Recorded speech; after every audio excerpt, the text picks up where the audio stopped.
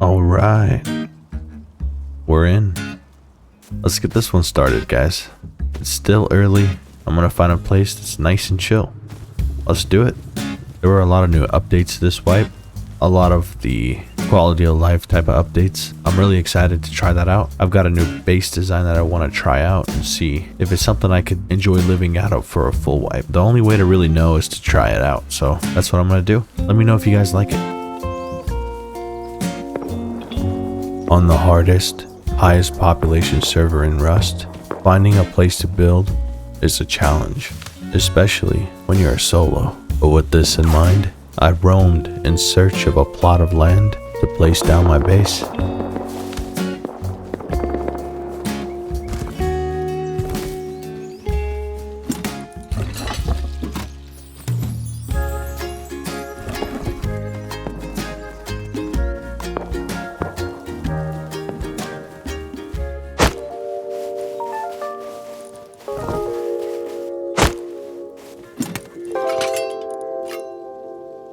I knew finding a free spot would be a challenge because I had to wait in a queue, but I didn't think it would be this hard.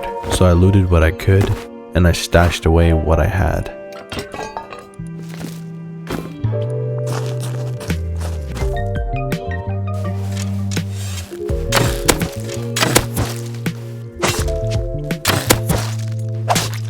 Okay, I don't want to lose what I have, so I'm going to build a small 1x1 right here. Just gonna store my stuff in here.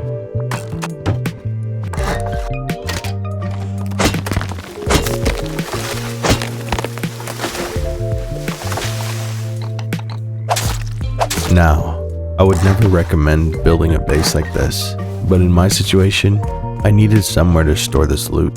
So if you ever have to do this, make sure you find a nice tucked away spot out of sight. But keep in mind, this base is temporary.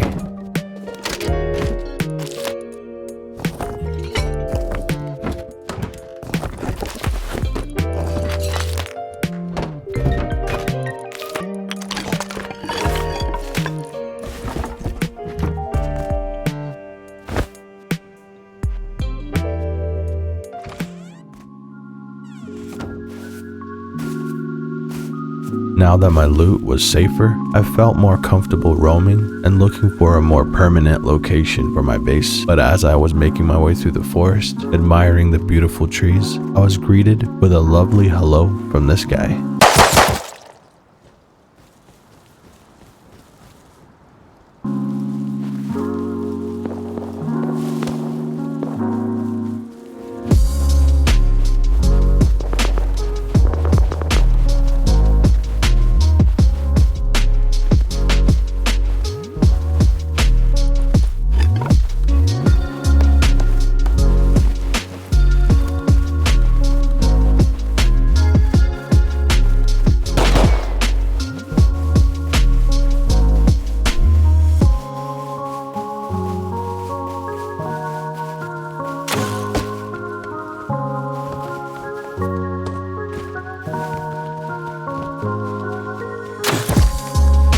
Hello, man. Hello.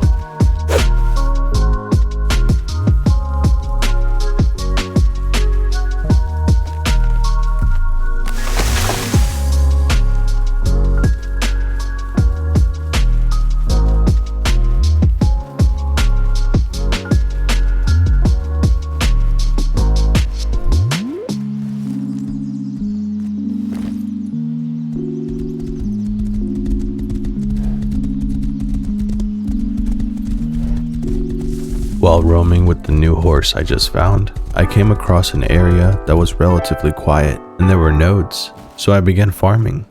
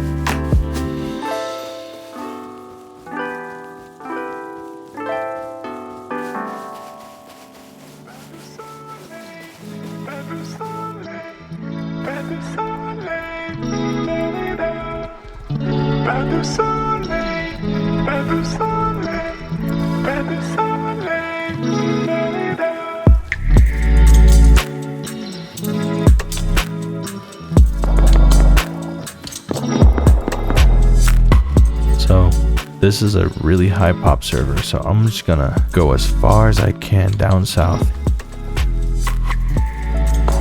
The more I roamed, the more I felt overwhelmed.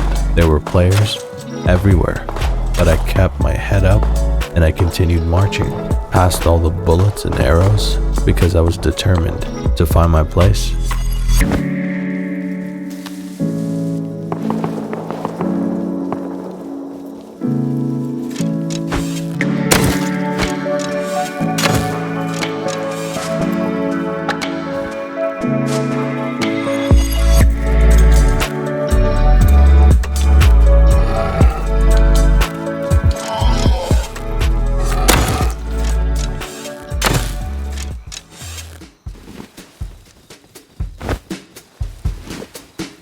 The night was too dark for me to get anything done, so I spent my time gazing at the moon. But as I was staring at the bright circle in the sky, I noticed an island in my line of sight. Could this be my new home?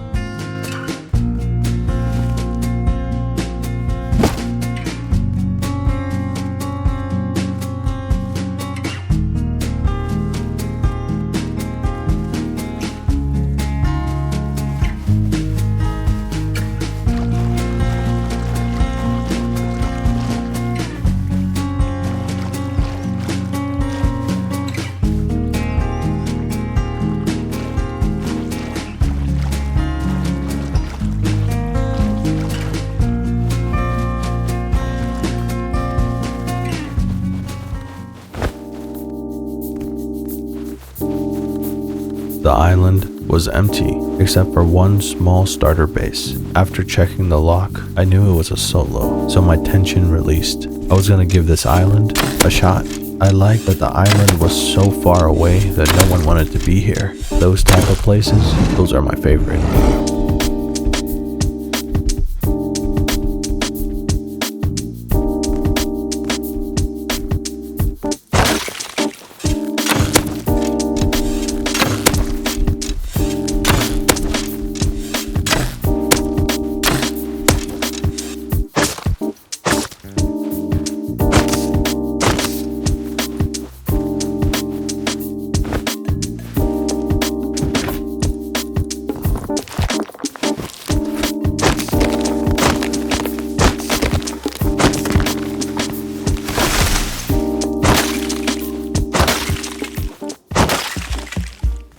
And in the middle of the wintry trees, I decided to set down my base. Now, this was the first time I'd be using this base on a real server, so I knew I'd face challenges, but I was ready to embrace them all. The most important part of trying out a new base is understanding exactly how to build the starter base, because once you nail that, it gives you enough time to think about your work and make sure the following steps are right.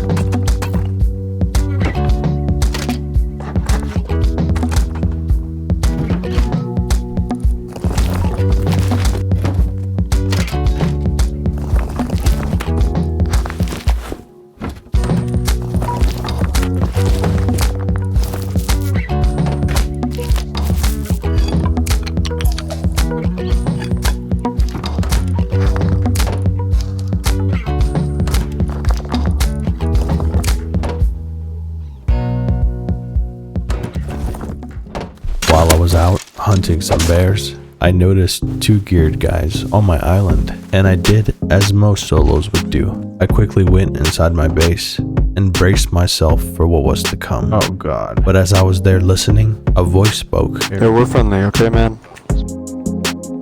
Okay, dude.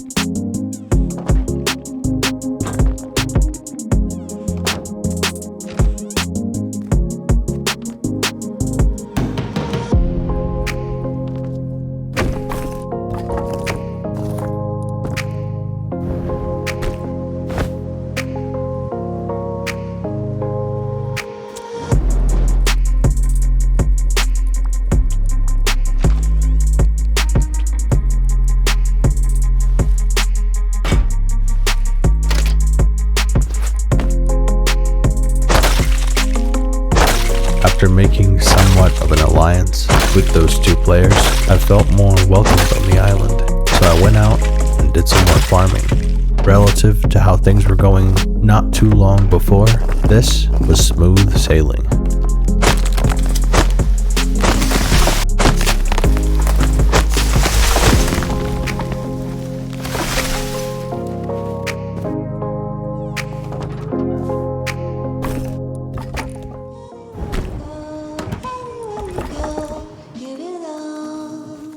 I decided to spawn on a sleeping bag that I had on the mainland, and as I suspected, everyone's blood was still hot.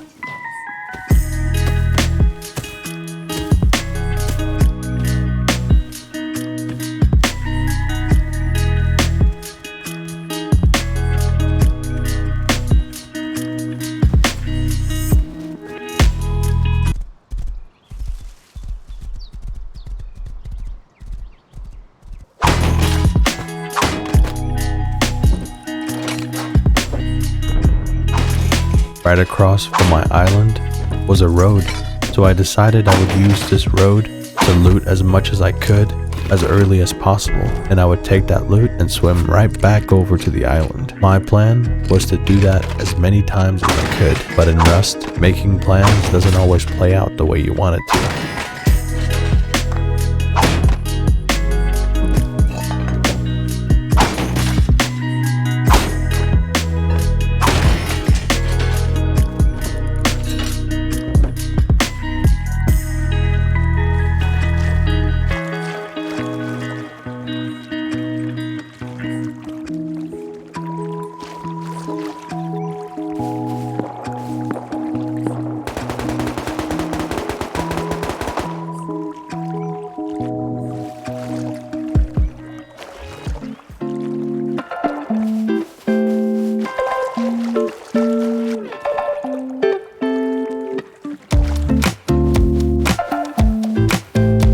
And just like that, on the hardest server in Rust, a solo with no real weapons successfully made a run back home with some loot. To me, that was a victory, and so I set out to do it again, but this time, things were a little different.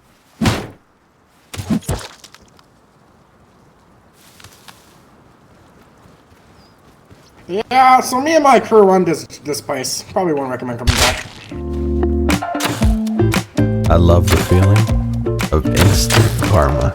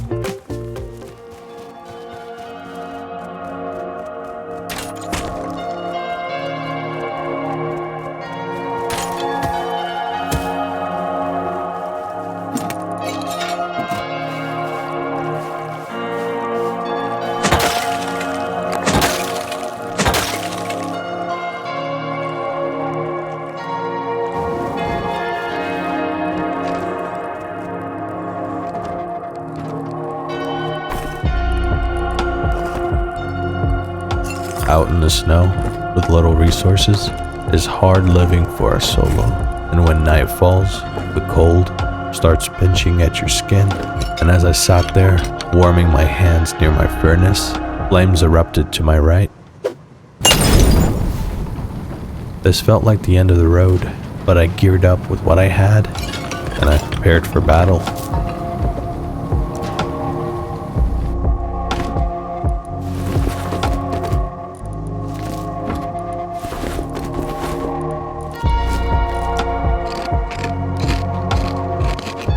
Okay, I don't have much to work with right now, but I'm gonna lay down this campfire right here.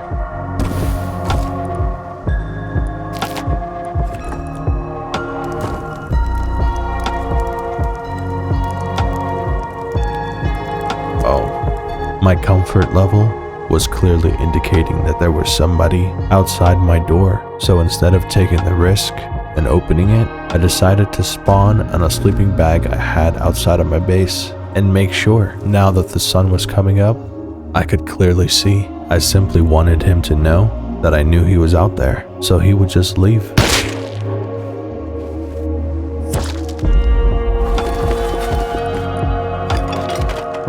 Since I wasn't sure if he was there or not, I decided to spawn again outside of my base, hit a couple of trees, and make a wooden door and a lock. If he was camping in my airlock, I could easily lock him in from the outside. But luckily, the coast was clear. But at this point, I wasn't sure who that guy was. Was he one of the two guys that came over and said they were friendly? Or was he the other solo on the island? At this point, I could not tell, but all I knew was that I felt vulnerable. So I gathered some tools and I began expanding the base.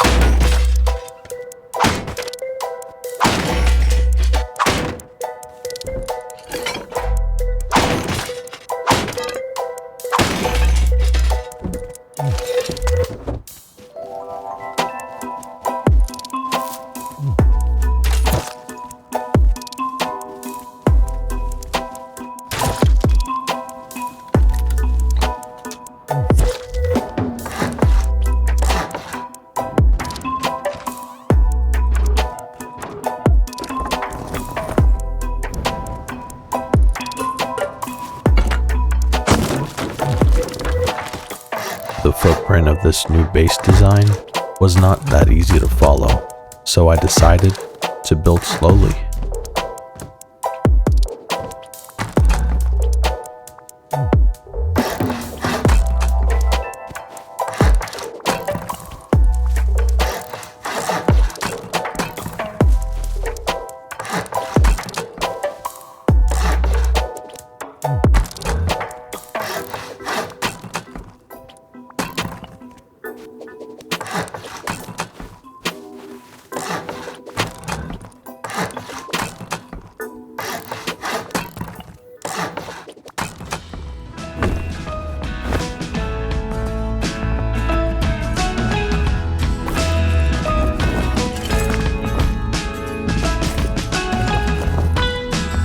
It was a long ride to get here, but I finally felt safe logging out.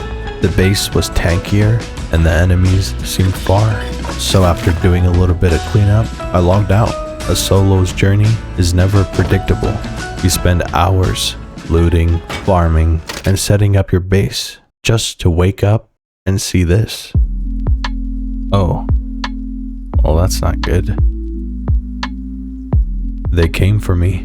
Most likely, the solo that came by and hit my door with a Molotov was a part of a bigger group, and they were wiping out base by base. So yeah, this time around, getting a decent start felt impossible. This far into wipe, and I still wasn't able to get my feet down so I could research even a pickaxe.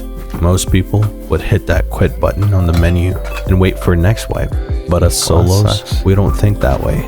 So I closed my eyes and pretended that this base never existed, because at the end of the day, this is all just a dream, and a dream could have multiple chapters. The start of every good story is rough, so I flipped pages to a new chapter, and I opened my eyes to a brand new world. This time around, things felt right. I felt cozy in the warmth of the night as I watched the grass sway in the wind.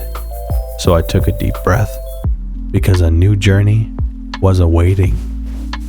See you guys in part 2. You've been watching an Orange Dream production.